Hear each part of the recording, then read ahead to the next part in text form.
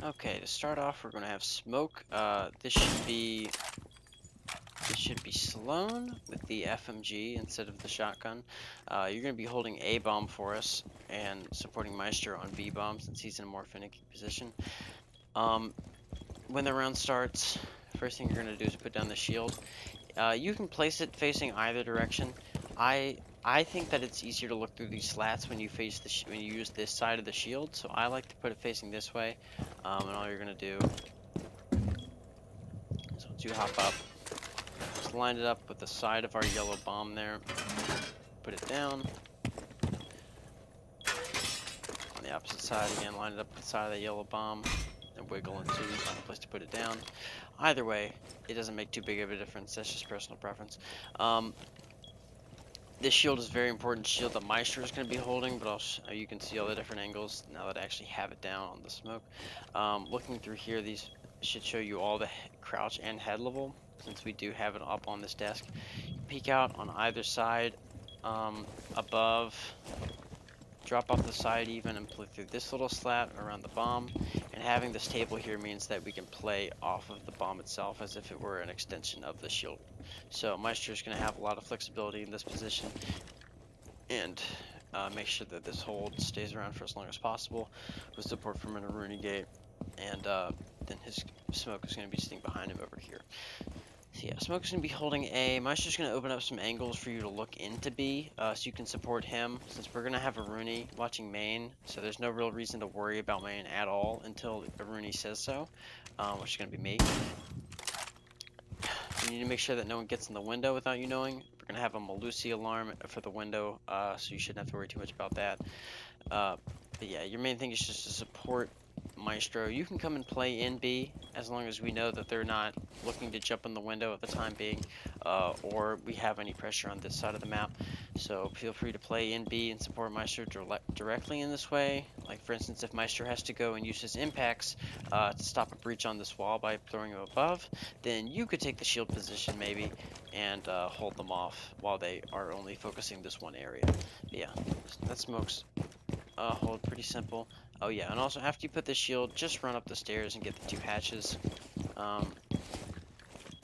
That's all. Those are the only reinforcements you need to do. That shield and those 2 hatches, and then yeah, come back to site and hold it. Easy peasy.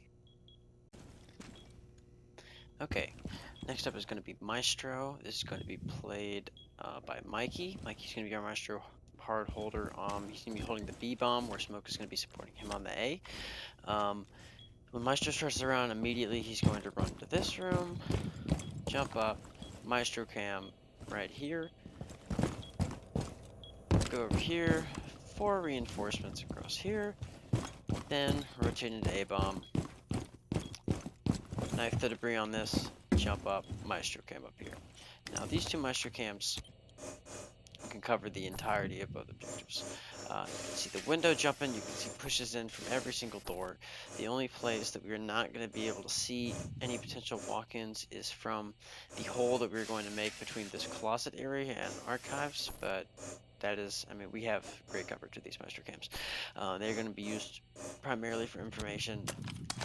There's going to be too much to shock except for drones. But they are very important tools to use as we give up and change our locations. So after Maestro is done placing this, what he's going to do is, if you go back into this room, you're going to make a bunch of holes basically. All you're going to do is you line it up with the top of this doorway right here, shoot a hole about maybe a foot out. You should just be able to see that sprinkler right in the middle of it. That sprinkler should be lined up about with that trim on top. Head height holes, just 3 across on this, what would be 1 reinforcement. 1 or 2 holes above this painting. This one I believe is the one that actually matters, but the second one could too. Just a couple holes to open up the top of this wall, and then 1 hole right above this chair that you're gonna make. Now what the holes allow for, these are going to be angles that Smoke can help support Maestro with. So by opening up right above this chair, you allow Smoke to peek around, assuming they do not have any pressure on this window.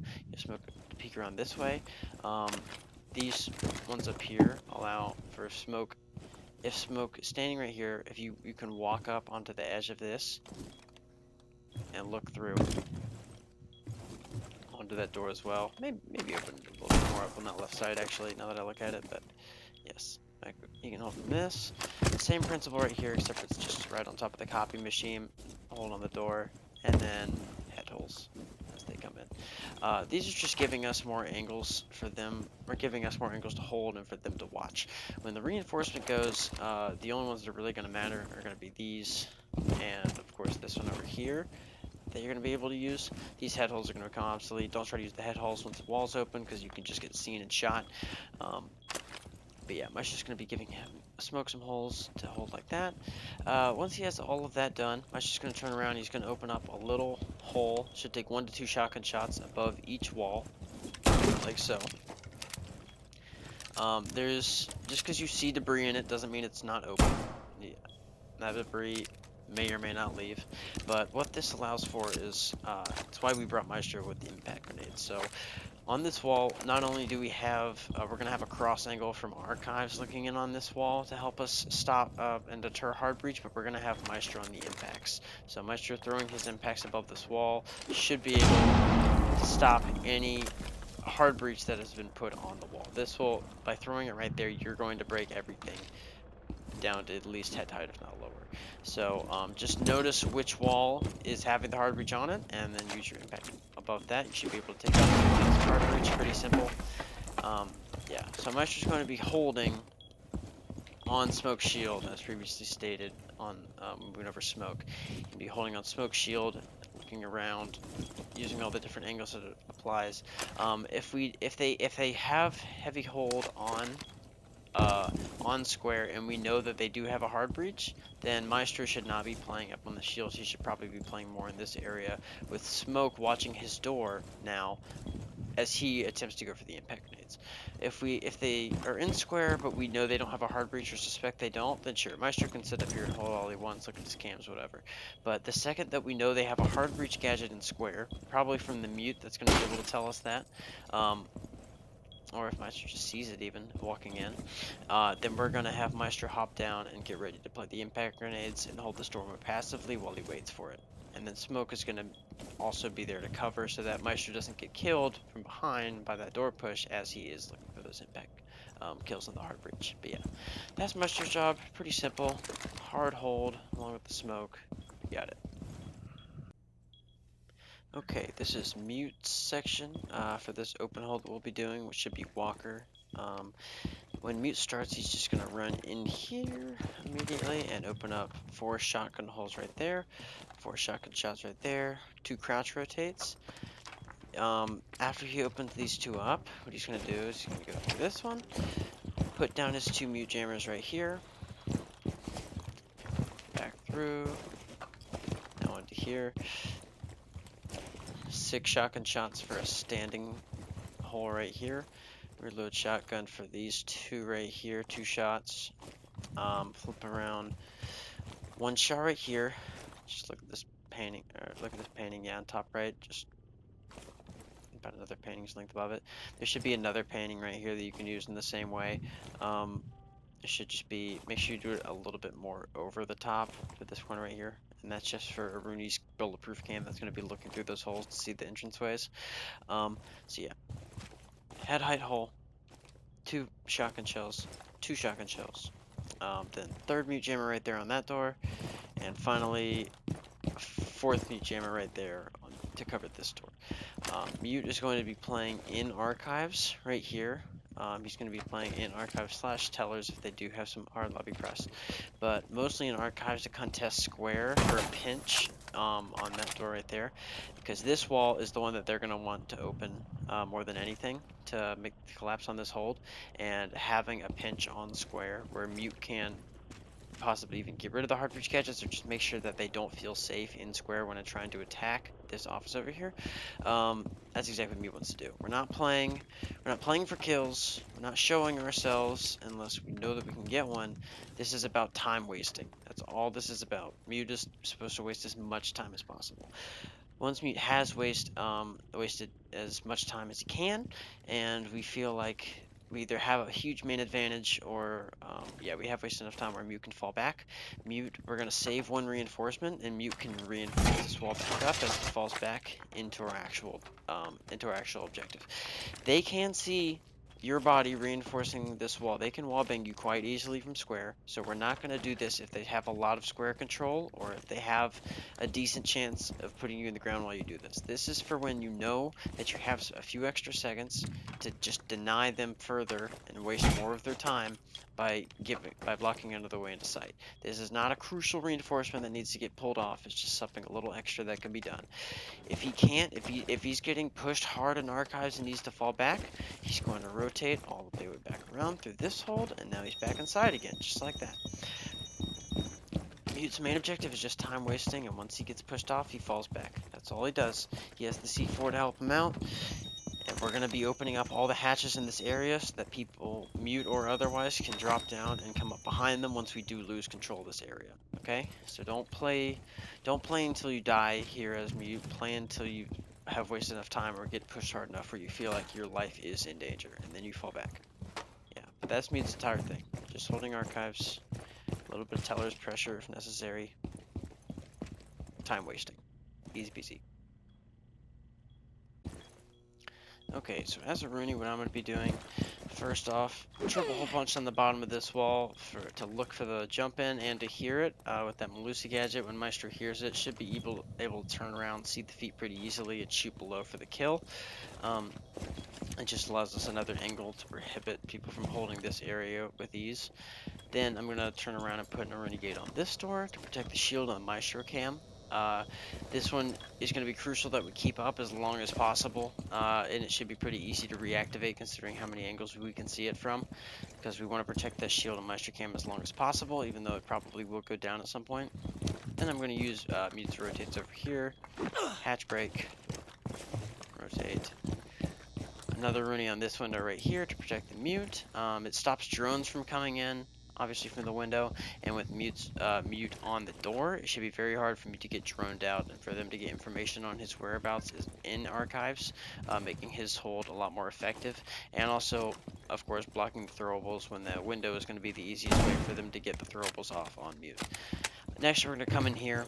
I'm going to barricade this door and put a Rooney gate on it. We don't need it open. All it serves is to get a shot in the back. We're not trying to hold that area at all. They're coming to us in this instance, so we just use this as another sound cue and a way to block sight before they do eventually end up pushing lobby if they choose to do so. Triple hole punch right here. Just to give another angle to look onto the store if they do decide to push it. Mute can play in here and peek across, obviously, if they are doing some heavy lobby pressure. Then I'm going to run across through another Mute rotate, hole punch,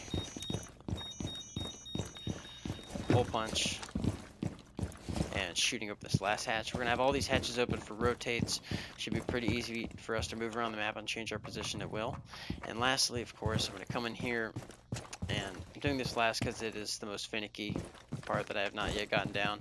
But yeah, I'm going to be jumping up on here, running across, and when I eventually do stick it, put that Rooney cam right there, bulletproof, so that you can see bottom main stairs, top main stairs, window, and door. The Mute shotgun should open better holes. I think with Mute shotgun, I said that you should be opening just like right in this general area, but you are going to probably want to push it a little bit more to the right now that I actually have the Rooney cam going, because as you can see, it is a little bit farther right than I thought with the window angle. Shouldn't be too much of an issue. And then as a Rooney, I'm going to be holding basically main stairs, peeking lobby for lobby pressure, holding main stairs for sound cues and Melusi support. I can rotate up with her and do and help her with her hold if I need to, if she's getting pressed hard or needs someone to help her fall back. And then yeah, whoever dies, whether it be Mute or Maestro or Smoke, I take their spot basically because I'm the most flexible one in this role. I'm the one who's holding, I guess. I'm holding a major crossroad for us, but it's not like in our hold, if that makes sense. I'm on the outskirts of our hold, just basically I'm basically on alert, just making sure I know where they're coming from, and I can fall back to a position if needed. If Maestro dies, Smoke will go take his place, or I'll go take his place, and if Smoke takes his place, then I'll just fall in and take Smoke's place. Mute dies, I'll hold archives. Malusi dies on the roam, I may go up and roam instead of her, but if I feel if we've wasted enough time, yeah, I'll just fall back into sight. But yeah, that's the Rooney hold. Sorry for the long-windedness of that, but that's it. Okay, this is going to be Malusi. It's going to be John on the Malusi, I believe.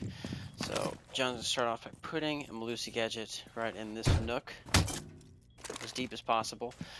Can't be seen from the window, but the second they jump in, they should be hit by his blast if they walk even a couple steps away from the window. And they're going to be just stuck in this area. It's an awkward one to shoot.